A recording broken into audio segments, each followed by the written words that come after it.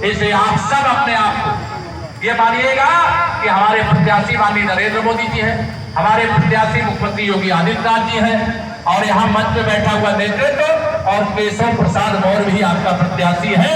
ये हम मान करके कमल का बटन दबाइएगा। और मेरे कार्यकर्ता मित्र बहुत सारे बैठे हो, मेरा कार्यकर्ता मेरे लिए सबसे बड़ा होता।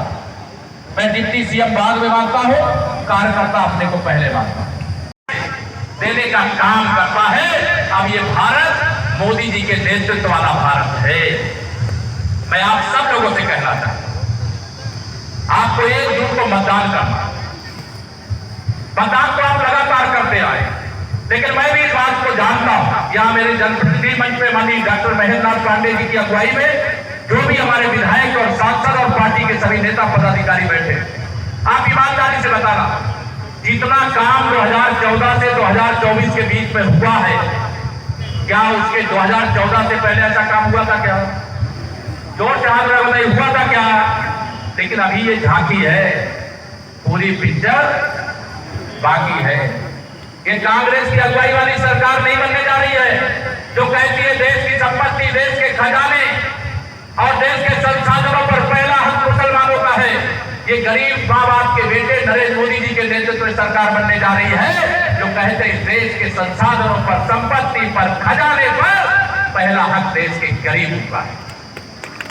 इसलिए मैं आप सबसे निवेदन करना चाहता हूं, बहुत सारी बातें उसका एक निष्कर्ष में 2 लाइन में कह करके घर घर में खुशहाली पहुंचे, बस इतना फर्ज निभा देना, बाकी सब मोदी कर देंगे, तुम कमल का बटन जोर से बोलो, घर घर में खुशहाली पहुंचे, बस इतना फर्ज निभा देना, बाकी सब 56 इंच के सीने वाले मोदी कर देंगे, तुम कमल का बटन दबा देना, तुम कमल का फूल खिला देना। और एक बात और प्रधानमंत्री जी ने कहा है कि केशव जी जहां जाइएगा मेरी ओर से सबको प्रणाम, राम राम यथा योग सबका अभिवादन करना। और एक बात कह देना कि अगर जनता ने जो चाहा है, मेरे परिवारजनों ने 19 में सपा बसपा गठबंधन के बाद जितना वोट जिस बूथ में आपने दिलाया है, उसमें 370 कमल और बढ़ाना, जो बढ़ा सकते हैं। आज मंगलवार है, जरा हाथ उठा के बताओ, सब इधर वाले नहीं बढ़ा सकते क्या? सब लोग बढ़ा सकते हो ना? तब मैं ये कह सकता हूं, सपा बसपा के प्रत्याशियों की जमानत जब्त, कमल का फूल फिर खिल गया, और आप सबके आशीर्वाद से तीसरी बार मोदी सरकार फिर से 4 जून को बन जाएगी। मैं आप सब लोगों से, यहाँ जितने भी लोग हो, हर बूथ पे 370 वोट बढ़ाने की प्रार्थना की है, और आप सबकी ताकत को जानता हूं। आज मंगलवार है, आज ज्येष्ठ माह का मंगलवार है, हनुमान जी का दिन, और जब अगला मंगलवार आएगा 4 जून होगा, 4 जून को सब मंगलमय होगा ना, तो उसको मंगलमय करने के लिए आज से लेकर के 1 जून तक, चाहे जितनी गर्मी पड़े, चाहे पानी बरसे, चाहे आंधी आवे, हम लोग एक गीत गाते हैं, माना आगा बगान सिंधु है, संघर्षों का पार नहीं, किंतु डूबना मध्यधार में साहस को स्वीकार नहीं। हम उस पथ पर चलने वाले लोग हैं।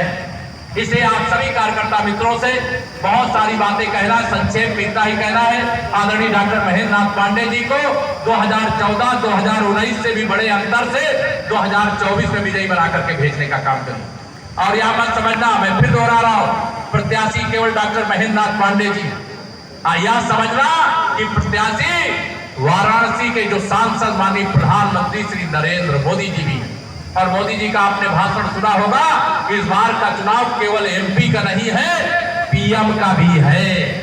इसलिए आपका वोट केवल एमपी के लिए नहीं पड़ेगा, प्रधानमंत्री के लिए भी पड़ेगा। ये प्रधानी का चुनाव नहीं है, प्रधानमंत्री का चुनाव है। इसलिए आप सब अपने आप को ये मानिएगा कि हमारे प्रत्याशी माननीय नरेंद्र मोदी जी हैं, हमारे प्रत्याशी मुख्यमंत्री योगी आदित्यनाथ जी हैं, और यहाँ मंच में बैठा हुआ नेतृत्व और केशव प्रसाद मौर्य भी आपका प्रत्याशी है। यह मान करके कमल का बटन दबाइएगा। और मेरे कार्यकर्ता मित्र बहुत सारे बैठे हो, मेरा कार्यकर्ता मेरे लिए सबसे बड़ा होता। मैं डिप्टी सीएम बाद में मांगता हूं, कार्यकर्ता अपने को पहले मांगता हूं। आपके हर सुख दुख में पूरा नेतृत्व आपके साथ खड़ा रहता है, लेकिन केशव प्रसाद भी कभी भी आपको अकेला नहीं छोड़ेगा। ये भरोसा दिलाते हुए कमल का फूल खिलाइए, डॉक्टर पांडे जी को विजयी बनाइए। सूर्यास्त की ओर है, हेलीकॉप्टर सूर्यास्त के बाद नहीं उड़ता है, इसे इतना ही निवेदन करके देता हूं अपनी वाणी को विराम। जरा दोनों हाथ उठा करके बोलिए जय श्री राम, भारत माता की। और ये बात ध्यान रखना, यहाँ जितने सब हमारे घर परिवार से लोग आए हैं, मोदी जी ने जानते हैं कितना बड़ा काम किया है।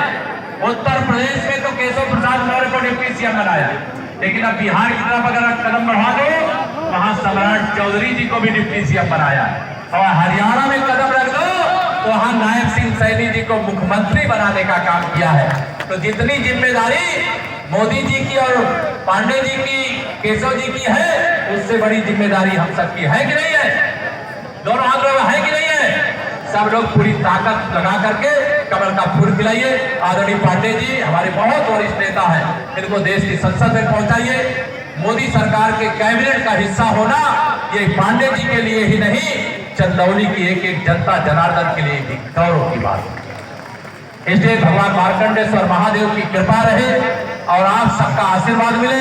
और तीसरी बात,